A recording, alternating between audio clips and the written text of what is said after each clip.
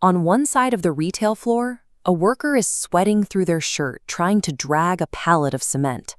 On the other side, a silent, air-conditioned office sits behind a locked door. Out in the aisles, one solitary worker in the flooring department is juggling returns, answering customer questions, and doing the heavy lifting usually assigned to a 5-person team. They try to haul an oversized refrigerator onto a flatbed cart without any assistance. The weight shifts, the box tips, and under the crushing pressure, their lower back finally gives out. The worker radios for backup. The official response from the management team over the earpiece is brief. They cannot help because they are busy conducting an interview. Inside that office, there is no interview.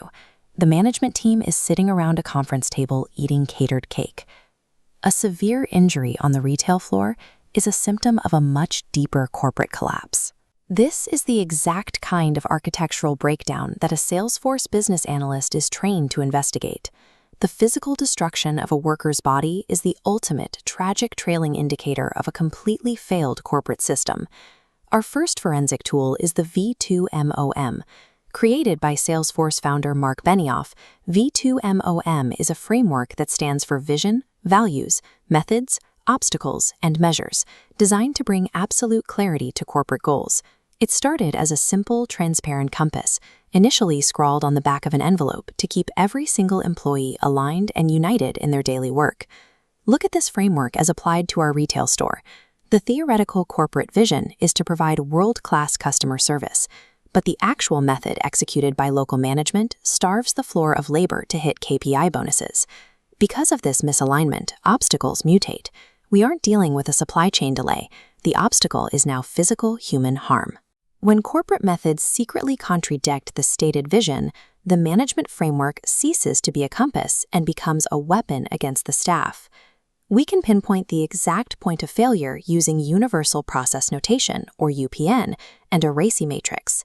RACI is an acronym used to assign who is responsible, accountable, consulted, and informed on any given task. This diagram outlines the standard process for moving heavy pallets safely. We attach RACI tags to identify required resources. The isolated employee on the floor holds the R, responsible for physical labor. The absent supervisor in the office holds the A, accountable for safety. For this system to survive, it requires rigorous stakeholder governance. There must be transparent communication and a highly functional feedback loop between the floor and the office. Here is where the governance completely collapsed. The accountable party actively lied to the responsible party about conducting an interview, severing the communication loop entirely to protect their own downtime. The matrix was inverted.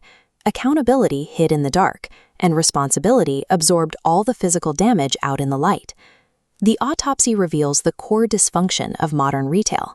The accountable party uses the responsible party as a human shield against systemic failure. Look at this org chart. A functional, healthy business structure demands the exact opposite. The accountable party must actively support and act as a protective umbrella over the responsible party to ensure safe execution. Drawing clean UPN diagrams and writing basic user stories are only the starting point for an aspiring business analyst. The true mandate of the role is to build data trackers and transparent systems where toxic management practices cannot remain hidden. Integrating unalterable transparency into a Salesforce architecture means that when labor is deliberately starved, the data trail points directly to that closed office door.